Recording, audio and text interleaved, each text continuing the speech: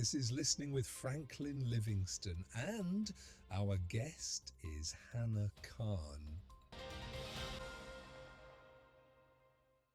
When you were growing up in Brooklyn, right? It's a very different kind of. It's like a country within a country, city within a Mm. city, very diverse. It's not Very like growing up in Cornfield, Ohio, or something like even this. Westchester, New Yeah. York. Yeah, yeah, exactly. No, I mean, Cornfield is way different. Way. These are two different extremes. Mm. So, how was it for you as a teenage person, female? In Brooklyn, how was it different than, say, someone you met from Memphis, Tennessee? Mm. Different, right?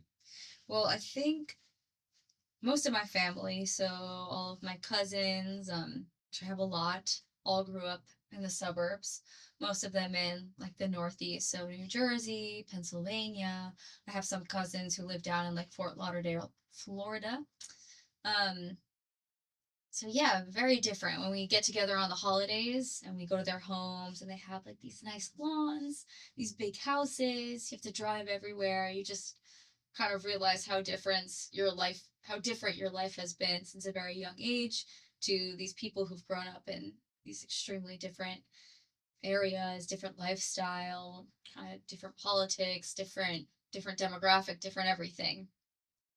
I'm really grateful for having grown up in New York, though I have said in recent years I don't know if it's where I want to be for the rest of my life.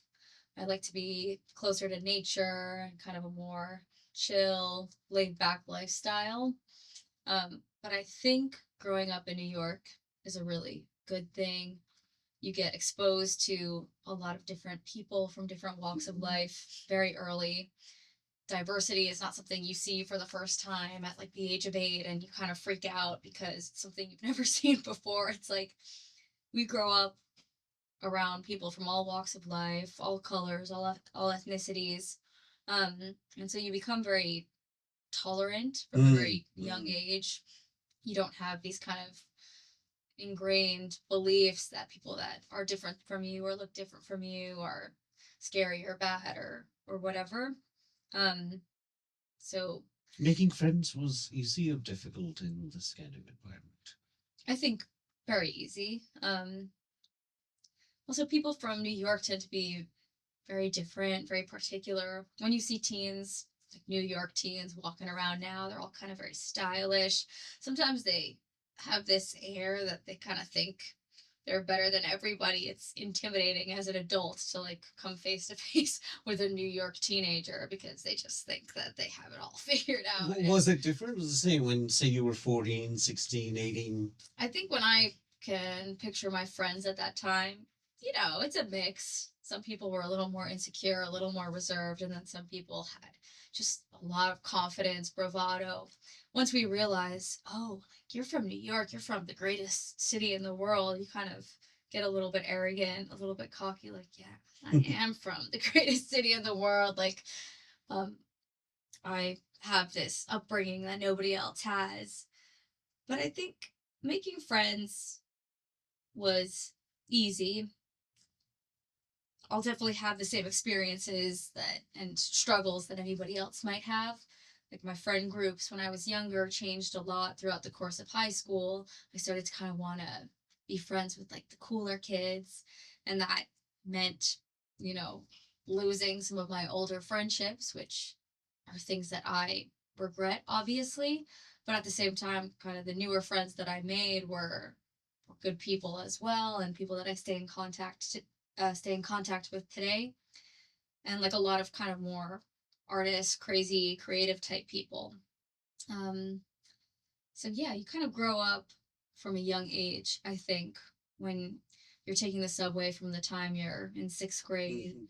just by yourself every day to and from. You see lots of things that you might see on the subway, you see people that are really drugged out or people that are screaming or and you're young and you're alone and you're on the train and you just kind of have to learn to deal with it and you learn it's a part of living in this city and So, in a way, it makes people who grew up here more strong, or used to the crazy side of humanity?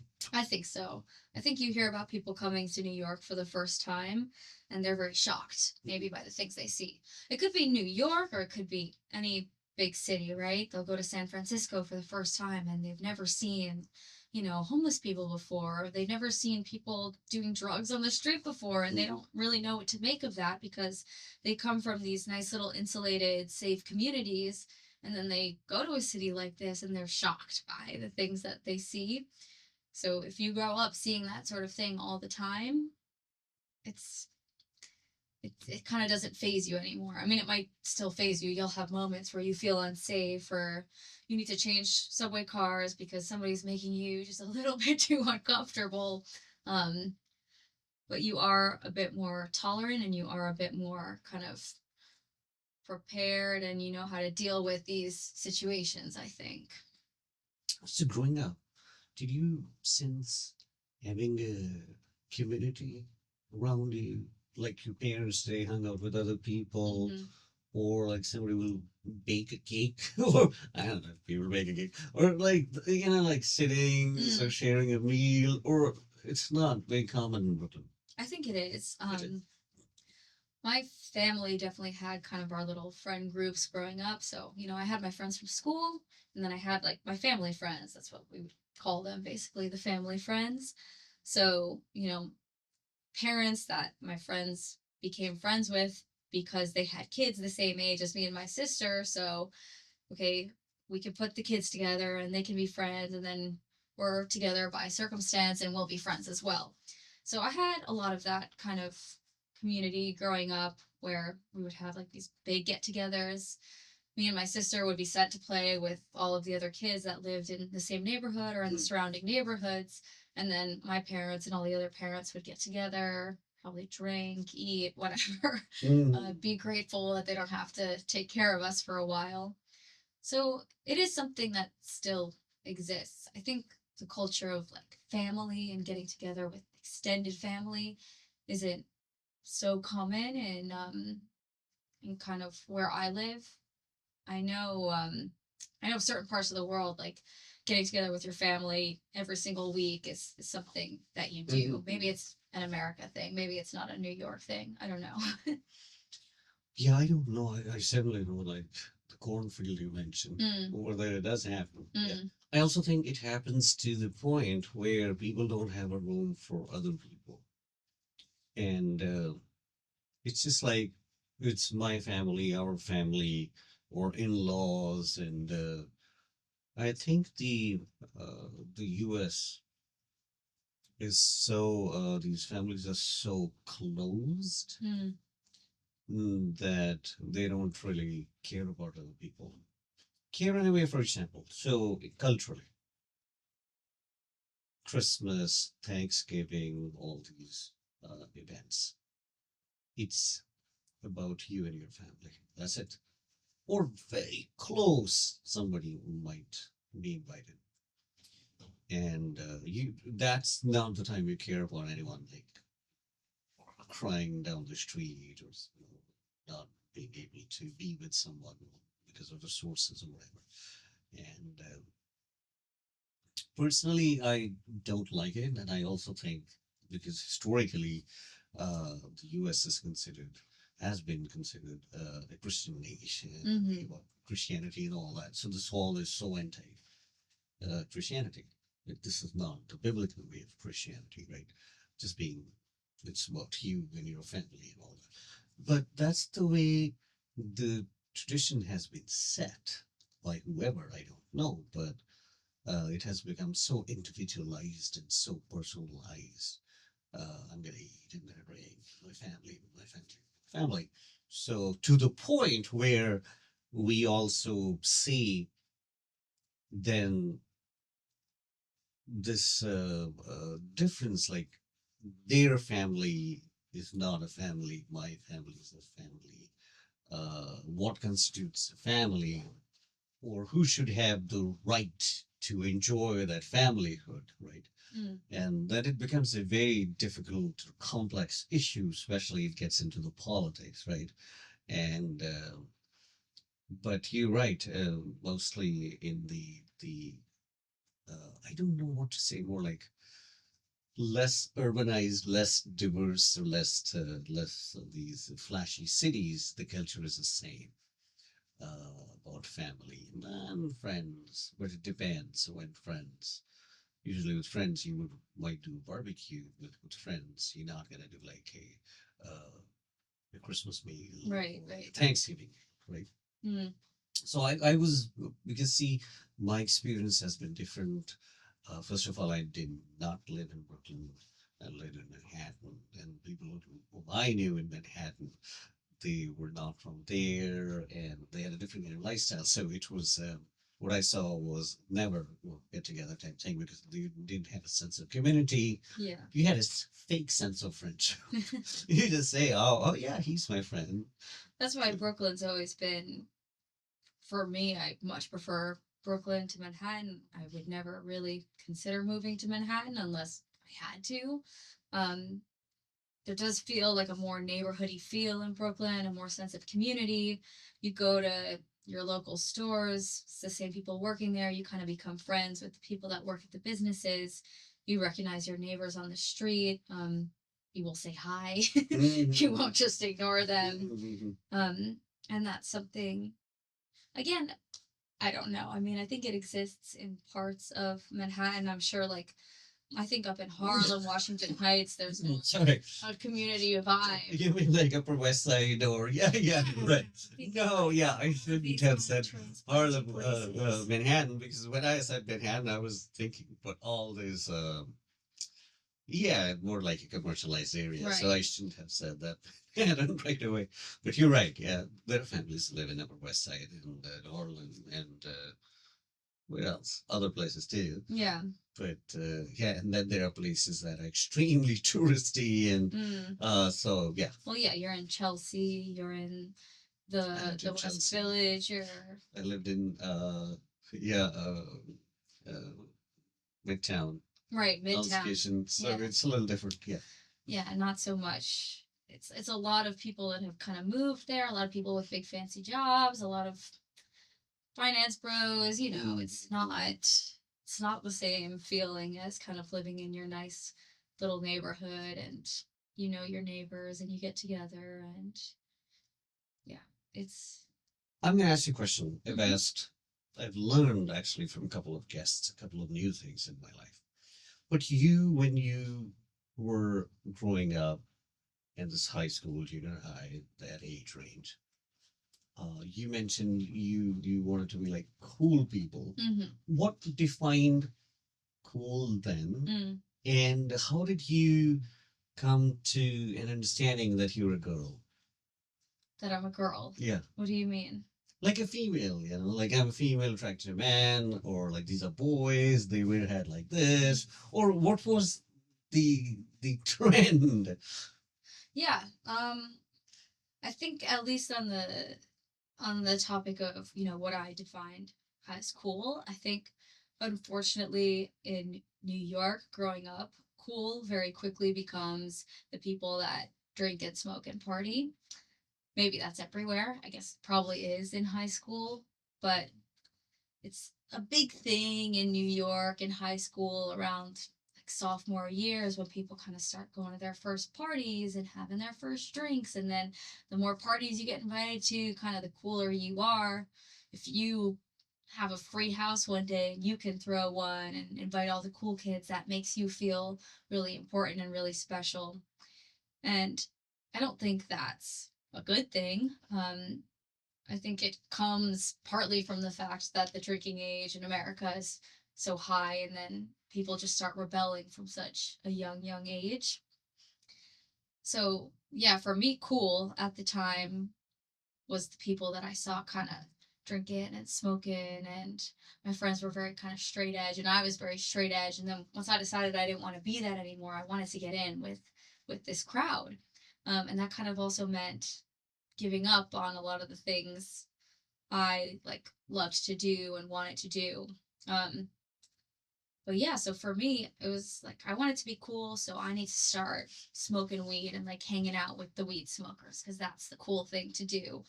And that is like what I did. And I hung out with a lot of kind of the bros in the drama department at my high school because I went to like a performing arts high school. So we would smoke weed after school and we would kind of joke around and do improv stuff and make each other laugh. And it was cool. It's all good memories and good experiences, but in retrospect that wasn't so cool. It's just what we thought was cool at the time to kind of just do this sort of partying thing, like that was cool. And yeah, at the time I think my friend group became quite male. I'm not really sure why. I think just the men tended to be like the heavier potheads and partiers. And it was nice, but I lost a lot of like my female friends in that time, I think.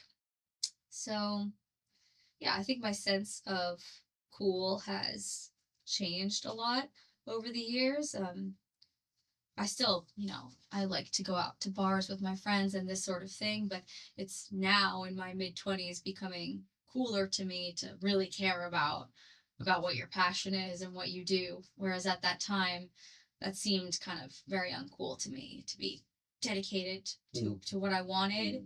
That wasn't like Sort of cool. boring. Yeah, that was like straight edge. That was I don't want to use the word nerdy because I don't think I considered nerdy to be a bad thing. I always got straight A's in school, so I could be considered that.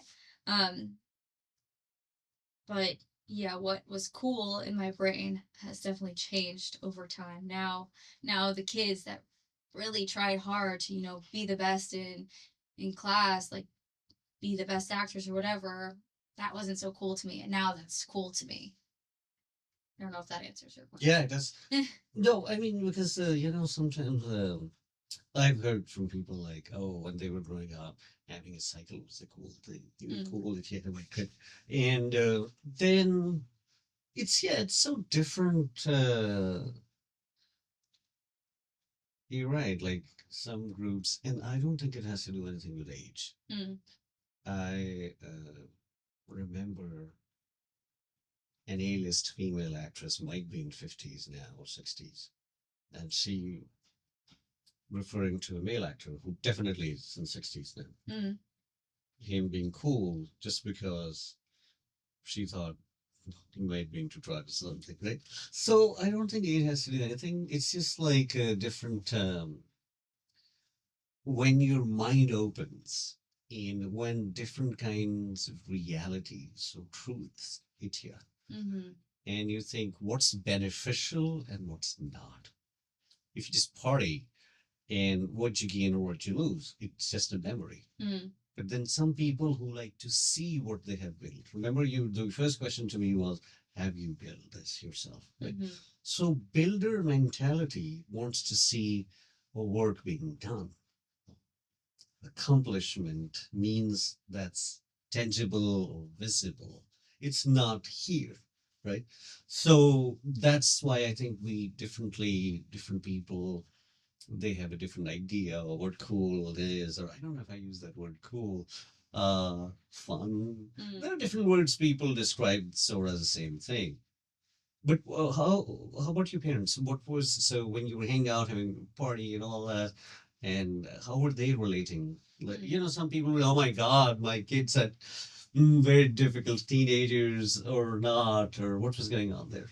Yeah, I think it's something they always expected to see from my sister and I because it's something I think it's a phase most teenagers go through at some point or other.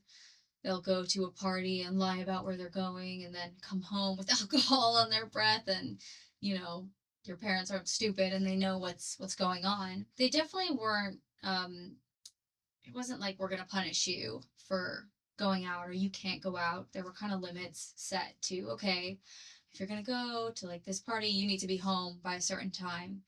And at that time, I always felt like my friends who were dudes, they never had any sort of curfew. They could just kind of, their parents just let them do whatever it Because was they're they boys, wanted. that's why.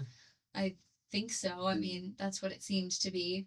And then me and kind of the other girls and women around me, we always had to be home by a certain time. We had more kind of strict rules.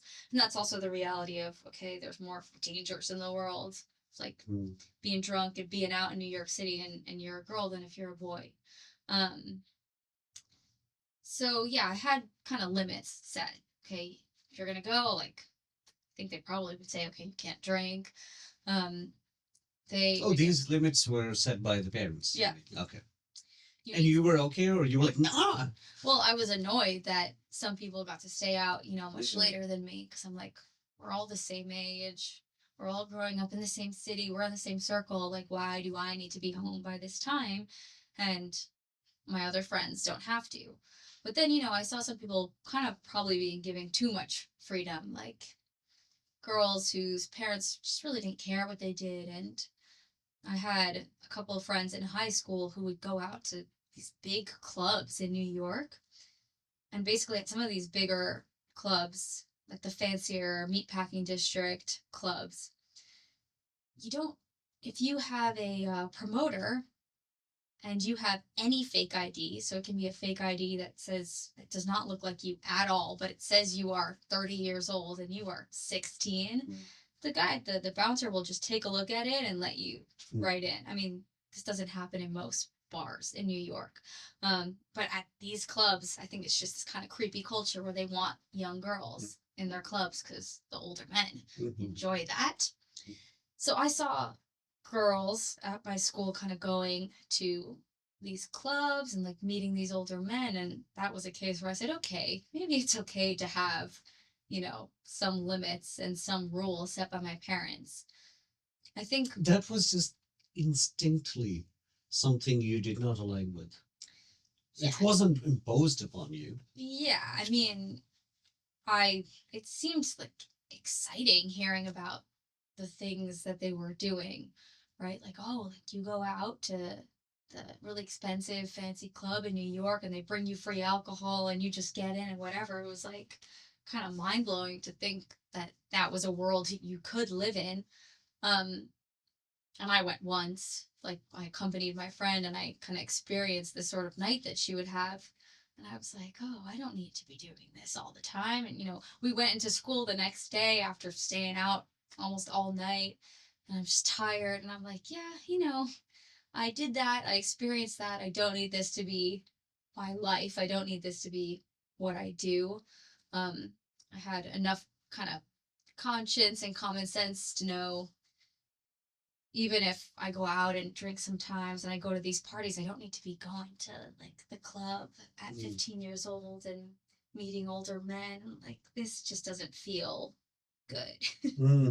Because that's what they would do, basically kind of a sugar daddy situation. They would find people that would like buy them things and whatever. And I had a lot of friends in high school who did this sort of thing, like more than most people would realize. And I don't know if that was just my high school or that just happens all over New York. All over the world. Yeah, all over the world too. But yeah, I don't know if it's more like concentrated here. Well, I think there are reasons. I mean, if you go to small town, say Ohio, you might not be able to do that. Everybody knows everybody, So in New York, there are people who come from all over the world, and then there are pockets. Somebody living in Brooklyn takes the subway to. We those clubs that I used to live really close by. Yeah. So exactly, I know. That area. So like yeah, there's a sense of accountability. And I think a lot of people feel there's the concept of shame or the concept of being judged is always when you know somebody. So stranger, you don't feel that they're going to judge me or I'm not accountable to them, right? So there's a lot of people think that's freedom, right? And they can get away with a lot of things when there's no one to judge you or say, why are you doing that? You should be ashamed of yourself. Right. So that's why I think, yeah, you're right. Like in these cities like London, Dubai, New York City, I haven't been to Mexico City, so I don't know what's happening there. But bigger cities, it's more, these kind of practices are more common there. Yeah. And yeah, going back to what my parents would, think of all this, I think later on in my life. I told them, like there were people at my school doing this sort of thing and whatever, and they're definitely grateful I didn't fall into that world. But like I said, they always knew that kind of at some point we would go to parties, at some point we would drink. It's just a matter of like, okay, how do I limit, or how do I kind of put boundaries on what is okay and Mm, what is not? mm, Um, and I think that's probably extremely difficult as a parent to like decide, because you want your child to feel like they have freedom, um, but you also don't want to make sure they're being safe and kind of staying within the limits of what is reasonable. But they also knew, I had passion for what I did or what I wanted to do. So kind of beneath all that high school weird phase, there was always like me pursuing this kind of dream desire that I had, and wanting to do this. It's like, okay, well, you have a goal in mind, and that's good. Like you have something you care about, and that's important. and what about sexuality? Mm-hmm. When did you know? How did you come to realization you were a female species? Did we say that? Female species? I don't think so. I don't know. I don't know if it's something. The reason I spoke to two people. One person came here, the other one decided not to. I learned something and it was so interesting. These people didn't get an opportunity or experience to be in a relationship with an opposite gender. Mm-hmm. And that lack of experience or lack of opportunity made them become extremely comfortable with someone of their same gender who's closer to them. Mm-hmm. And it's a dilemma. It's an unresolved issue in my mind that, for example, if I drink whiskey, I know how it tastes now. But if I have no clue, how can I say whiskey's bad Mm-hmm. or whiskey's good? And do you want to drink? Yeah. Oh, sorry. No, just kidding. Right after this, yeah. So. So that's why I was like, okay, how do people understand? I'm a boy, I'm a girl. Like for example, our cultural background, it's usually the way you dress up. Mm. From early on, okay, if you do certain things, you're a boy. And I was going to give a dumb example. If you play cricket, you're a boy, but no, there are girl cricket teams too. Right. But I totally forgot. But the things you learn, okay, if you're into more like a doll and a cooking, or playing with a doll, putting a makeup on, so maybe it's a girl thing. Boys don't do that. Yeah. So you basic things kind of like reinforce the idea. Oh, okay, you're a boy, and this is the way you gotta behave. Right. Too.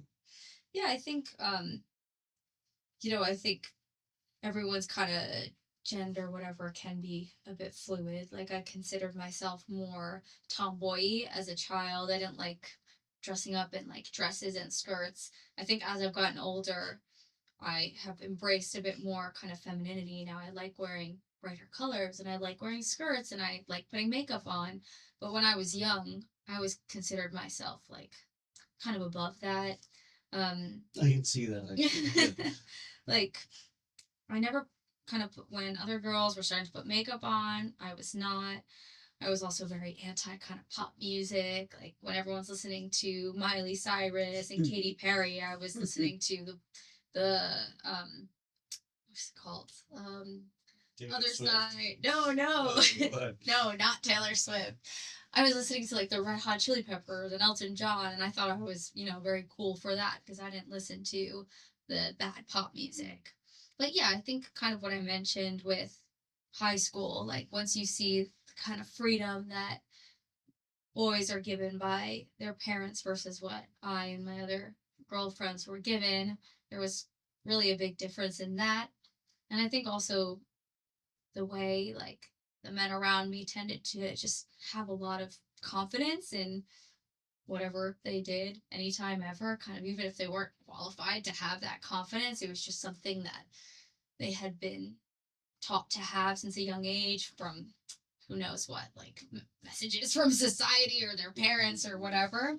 And in my case, in other girls' case, we were taught to, be a little more timid and be a little bit more like not so overly confident, be humble, be all of these things.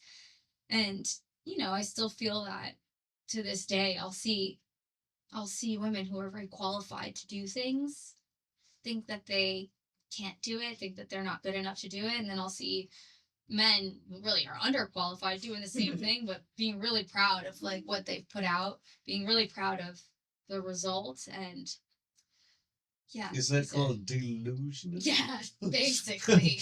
Okay. These are, I don't know, these are the things I see. So yeah, like who I was, my interests, as a child, what I liked and what I cared about, I always considered myself at that age more tomboy-y. Mm. But I think how I saw I had to act, or how I did act in kind of society and communities and whatever, there I would see a bit more of the differences of like what I did and how I reacted and what I could do versus like what my friends who were men could do.